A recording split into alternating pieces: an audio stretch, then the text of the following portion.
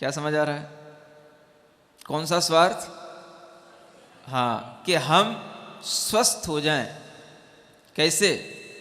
शरीर से ही नहीं, मन से भी और आत्मा से। ऐसे स्वस्थ हो जाएं कि हम अपने आप में स्थित रहें। कोई अगर हमसे स्वार्थी भी कहे तो हमें बुरा ना लगे,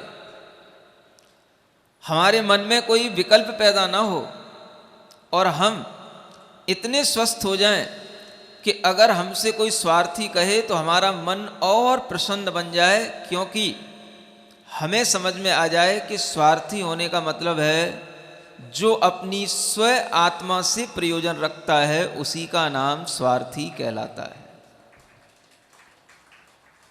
लेकिन ये शब्द का अर्थ कुछ लोगों ने बिगाड़ दिया। जब लोग अपने अर्थ से प्रयोजन ना रख करके अपने मतलब से प्रयोजन रखने लगे तो इस शब्द का अर्थ बिगड़ गया। क्या समझ आया? एक तो प्रयोजन होता है अपनी आत्मा से, स्व माने अपनी आत्मा। आत्मा के प्रयोजन के लिए जो हो वो तो स्वार्थ है, सच्चा स्वार्थ है, और ऐसा स्वार्थी सबको बनना चाहिए। और ये स्वार्थ अगर आ जाएगा तो आपका आत्मिक स्वास्थ्य सुधर जाएगा। लेकिन जब ये स्वार्थ हमें नहीं आता तो फिर लोगों ने क्या किया? अपना मतलब सीधा करना, इसको बोलते हैं अपना उल्लू सीधा करना। अपना काम चलना, अपना काम हो जाना, अपना भाव पूरा हो जाना, दूसरों के माध्यम से अपना काम चलाने की जब लोगों में प्रवृत्ति आने लगी तो ये शब्द फिर जो स्वार्थ उस सेंस में था, किस सेंस में? जहां आत्मा का प्रयोजन सत्ता था, अब आदमी अपनी लोभ का प्रयोजन साधने लगा, अपने लालच का प्रयोजन साधने लगा, तो ये स्वार्थ शब्द गिर कर के लालची लोगों के लिए प्रयुक्त होने लगा, और फिर ये स्वार्थ शब्द की वैल्यू थोड़ी कम हो गई। समझ आ रहा है? शब्दों की भी वैल्यू कम हो जाती है। किसके कारण से? आदमी के कारण से, कसाइयों के कारण से। आदमी जब लालची बन जाता है तो वह अपने लालच से जब अपने स्वार्थ की पूर्ति करने लगा, मतलब कि अपना काम चलाने लगा, तो फिर लोग उसके लिए कहने लगे भाई ये स्वार्थी है, और वो भी कहने लगा हमारा इसी से प्रयोजन है तो हम भी स्वार्थी हैं। तो जब वो खुद कहने लगा कि हम स्वार्थी हैं तो लोग भी कहने लगे स्वार्थी है, तो बस फिर उस शब्द का अर्थ धीरे धीरे ऐसे गिरा कि वह लोग फिर उसको समझने लगे कि स्वार्थी आदमी तो बड़ा मतलबी होता है। स्वार्थी का मतलबी, जिसको मतलब है तो वह अपने लिए कुछ पूछता है, और मतलब नहीं होता है तो पूछता नहीं। मतलब है तो अपने पास में आता है, मतलब नहीं होता है तो कुछ पूछता नहीं है। अपना काम बन गया तब तक तो अपने पास में रहेगा, और जब अपना काम बन जाता है तो फिर अपनी कोई भी खबर नहीं लेता। ऐसा जब लोगों ने देखा कि ये आदमी ऐसे नेचर का होने लगा है, तब वह स्वार्थी शब्द उस व्यक्ति के लिए कहा जाने लगा जो व्यक्ति इस तरीके की मानसिकताएं रखने लगा, और वह स्वार्थ शब्द का अर्थ जो बहुत अच्छा था वह धीरे धीरे बिगड़ गया। अब आज कोई किसी से कह देता है भाई आप स्वार्थी हो तो आपको गुस्सा आ जाता है। सुन रहे हो? आपको तो अपने जैन दर्शन के अनुसार उस स्वार्थ अर्थ का अपने में अर्थ करना चाहिए था। उसमें गुस्सा करने की आपके लिए कोई भावना आनी नहीं चाहिए, और आपको स्वार्थी शब्द सुनकर के और अच्छा महसूस करना चाहिए कि स्व माने अपनी आत्मा का जिसमें प्रयोजन निहित है उसे स्वार्थी कहा जाता है। आपको तो कहना चाहिए महाराज हमें आशीर्वाद दो कि हम पक्के स्वार्थी बन जाएं और पूर्ण स्वार्थी बन जाएं। समझ में आ रहा है? और वह स्वार्थी कैसा? स्व में स्थित होने वाला। अगर आपको कुछ सुनकर के भी थोड़ा सा उद्वेग आया तो आप स्व में स्थित नहीं है, आप कर्म में स्थित हैं। किस में स्थित हैं? कर्म का मतलब भी अपनी कसाई में स्थित हैं। और जब आप अपनी कसाई में स्थित हैं तो फिर आपके सामने अगर कुछ कसाई के अनुरूप बोला जाएगा तब तो अच्छा लगेगा, और कसाई के विपरीत हो जाएगा तो वह आपको अच्छा नहीं लगेगा। लेकिन जो वास्तव में स्वार्थी होगा वो स्वस्थ होगा। सुन रहे हो? कैसे स्वस्थ होगा? केवल अपनी बॉडी से ही स्वस्थ नहीं होगा,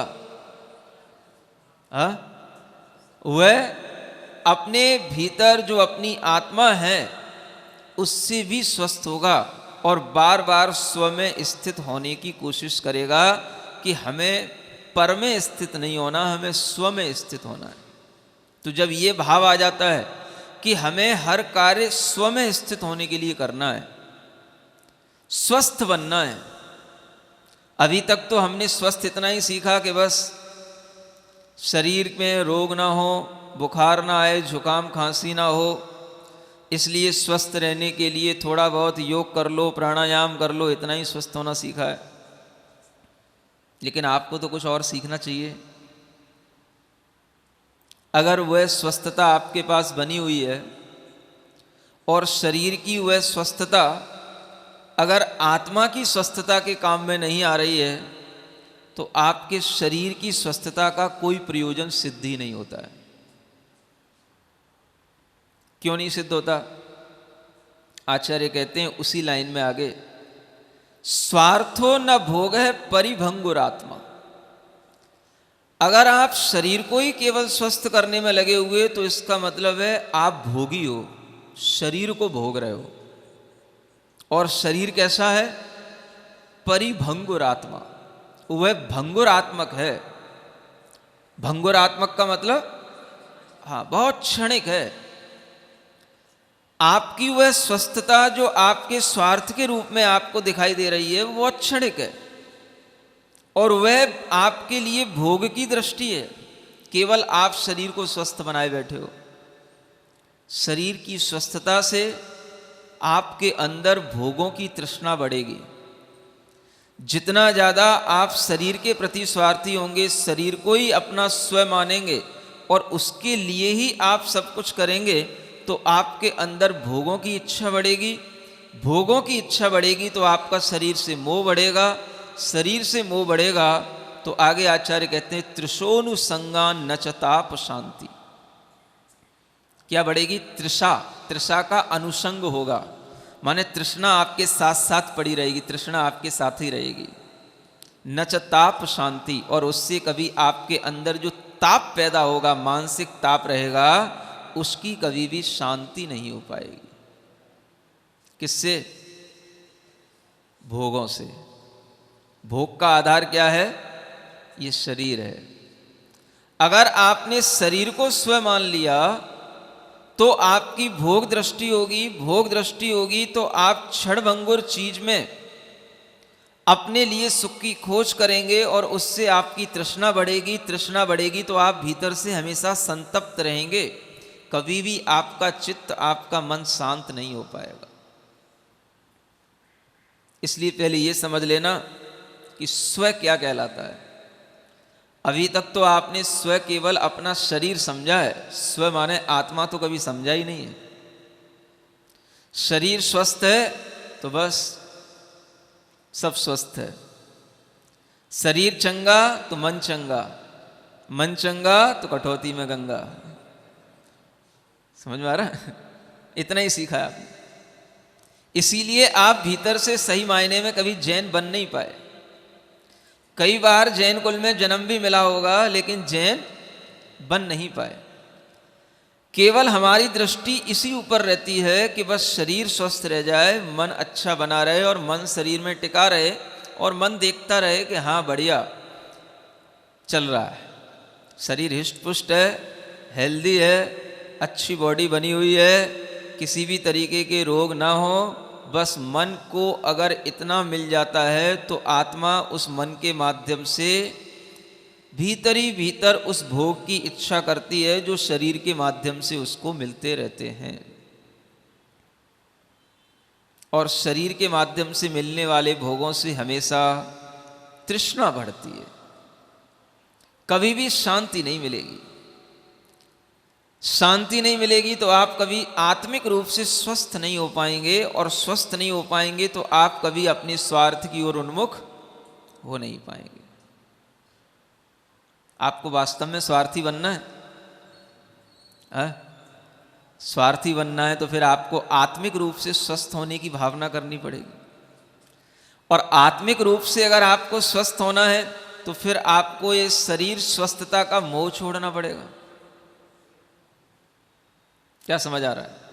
कई लोगों को तो शरीर स्वस्थता का इतना बड़ा मोह पड़ा रहता है कि अगर उनके लिए शरीर को बनाए रखने के लिए, सुन रहे हो, जिम में जाकर के 1 घंटे तक पसीना निकालना है तो निकालना ही है। क्या सुन रहे हो? शरीर को स्वस्थ रखने के लिए उन्हें जो खाना है वो खाना ही है, जो पीना है वो पीना ही है, कुछ भी उसमें कम नहीं होना चाहिए। इतना उनके लिए भोग की दृष्टि बनी रहती है। अब बताओ, जब इतनी ज़्यादा शरीर के प्रति मोह जुड़ जाएगा और इतनी भोग की दृष्टि बन जाएगी तो कभी भी वह व्यक्ति आत्मा की ओर दृष्टि रख ही नहीं पाएगा। उसका स्वास्थ्य, शारीरिक स्वास्थ्य चलता तो रहेगा लेकिन कब तक चलेगा उसे पता नहीं होता है, क्योंकि ये भोग तो आचार्य कहते हैं क्षण भंगुर हैं, कोई गारंटी नहीं है। जो चीजें आप कर रहे हैं उन्हीं से धीरे धीरे रोग भी पनप सकते हैं। आप कितना ही अपने शरीर को ध्यान में रखने की कोशिश करें कि मेरा शरीर कितनी विटामिनें चाहिए, कितने प्रोटीन्स चाहिए, कितना कार्बोहाइड्रेट चाहिए, हर चीज़ का आज आदमी गणित बनाता है डाइटिशियन के पास में जाकर के। समझ में आ रहा है? बड़ी हेल्थ केयर प्रोग्राम चलते हैं आजकल, और बड़े बड़े हेल्थ केयर डॉक्टर हो गए हैं जो हर एक व्यक्ति के लिए बताते हैं कि भाई आपको इतनी चीज़ ये खाना, इतना प्रोटीन के लिए ये खाना, इतना ये विटामिन्स के लिए ये लेना, इतनी कैलोरी तो आपको चाहिए ही चाहिए, इस कैलोरी में कमी बिल्कुल नहीं रहनी चाहिए। तो आदमी जो है एक एक चीज़ को नाप करके भरपूर लेता है। समझ आ रहा है? ऐसी व्यक्ति कभी भी आत्मा की साधना नहीं कर सकते। ऐसा व्यक्ति कभी भी धर्म के लिए, अपने स्वार्थ के लिए, अपने स्वास्थ्य को, अपने स्व में स्थित होने की कभी भावना नहीं कर सकता, क्योंकि जब आपकी दृष्टि एक तरफा हो गई, केवल शरीर पर दृष्टि हो गई, केवल आपकी दृष्टि में शरीर ही सब कुछ है, तो अब आप कभी भी अपने शरीर के लिए कुछ भी नहीं कर सकते। आपको पढ़ा दिया गया है 300 कैलोरी, 500 कैलोरी आपको रोजाना चाहिए तो चाहिए। अब आपके दिमाग में फीड हो गया है, और इधर 10 लक्षण आ रहे हैं। सब लोगों के मन में आता है हम व्रत करें, हम उपवास करें, हम एकासन करें, और कुछ ऐसे भी लोग होते हैं जिनके दिमाग में ये फीड रहता है कि हमें प्रतिदिन इतने कैलोरी चाहिए, हमसे डाइटिशियन ने कहा है, डॉक्टर ने कहा है, और अगर उसमें कुछ भी कम हो जाएगा तो हमारा भीतर का मेटाबॉलिज्म बिगड़ जाएगा, कैलोरी कम हो जाएगी, हमारे भीतर के सब सिम्टम्स बिगड़ने लगेंगे। क्या करना? ऐसा आदमी 10 लक्षण में भी क्या कर सकेगा? शकल देख सकता है। किसकी? क्या कर सकता है? इतना ही कर सकता है, सामने बैठ करके महाराज की शकल देख सकता है, प्रवचन सुन सकता है, और अगर इतना भी देख ले तो हम कहते हैं अगर वह 10 दिन तक केवल शकल भी देखता रहे तो हम इतना गारंटी से कह सकते हैं कि 10 दिन के अंदर उसके अंदर का मोह जरूर इतना कम हो जाएगा कि वह अपनी दृष्टि शरीर से हटा करके थोड़ा सोचेगा कि आखिर ये शरीर हमारे काम में कब तक आएगा। ये जरूर हो सकता है, लेकिन ये इतना हो जाना पहले तो जैन श्रावक के लिए एक मामूली बात होती थी, और आज पता पड़ा कि 10 दिन तो उसने इतनी दृष्टि बनाने में निकाल दिया, तो 10 दिन निकालने का मतलब 1 चतुर्मास तो इसी में निकल गया। समझ में आ रहा है? अब महाराज 1 चतुर्मास आपको फिर एक और करना पड़ेगा तब जाकर के लोगों के अंदर कहीं कुछ दृष्टि बदलेगी, कहीं कुछ थोड़ा सा मोह कम होगा, तब अगली बार वो सोच पाएंगे हाँ भाई अब आत्मिक स्वास्थ्य के लिए भी कुछ करना चाहिए, वास्तव में स्वार्थी बनना चाहिए। व्यक्ति एक दूसरे को देख करके भी नहीं सोच पाता है कि अगर हमारा शरीर है तो इसका भी शरीर है, और इसका शरीर भी देखो ये उपवास करते हैं, व्रत करते हैं, और कई लोग ऐसे होते हैं 10-10 दिन तक लगातार व्रत करते हैं, लगातार उपवास करते हैं, थोड़ा सा पानी इत्यादि लेकर के भी कर लेते हैं, तो इनके लिए वो कैलोरी कहाँ से मिल रही है और कहाँ से इनका शरीर चल रहा है। और अगर कैलोरी एक दिन नहीं भी मिलती है तो कोई शरीर मिट नहीं जाता है। समझ में आ रहा है? वही कैलोरी कहीं अगर ज़रूरत से ज़्यादा जमा हो जाती है और कैल्शियम के रूप में जमा हो गई कहीं, तो पथरी भी बना देती है। समझ में आ रहा है? वही कैलोरी प्रोटीन अगर किसी रूप में ज़्यादा इकट्ठे हो गए तो वो अनेक तरीके के जोड़ों में दर्द पैदा कर देते हैं और अनेक तरीके की शरीर में बीमारियां पैदा होने लग जाती हैं। इसलिए आचार्यों ने कहा था, आप लोगों ने सब भुला दिया। अपने शरीर को व्रत उपवास की साधना के माध्यम से अपने वश में करके रखो। डॉक्टर के वश में करके मत रखो कि डॉक्टर जितनी दवाई देगा हम उतनी खाएंगे, जितना कहेगा उतना खाएंगे। डॉक्टर के वश में जिसका शरीर हो गया वो कभी भी धर्म कर ही नहीं सकता है। उसकी तो जिंदगी ही चली गई, अब धर्म करने लायक नहीं रहेगी वो। जिसका शरीर अपने वश में होगा, आज हमने खिला दिया, आज हमने शरीर से काम ले लिया। हम इतनी भी ताकत रखते हैं कि अगर रोजाना खिलाते हैं, एक दिन कम खिलाएंगे तो भी हम शरीर को चलाएंगे, और अगर एक दिन नहीं भी खिलाएंगे तो भी शरीर को चलाएंगे, और एक दिन क्या अगर हम 10 दिन भी नहीं खिलाएंगे तो भी हम शरीर को चलाएंगे। ऐसा जिसका शरीर अपने वश में होने लग जाता है वह व्यक्ति ही स्वास्थ्य को प्राप्त हो पाता है।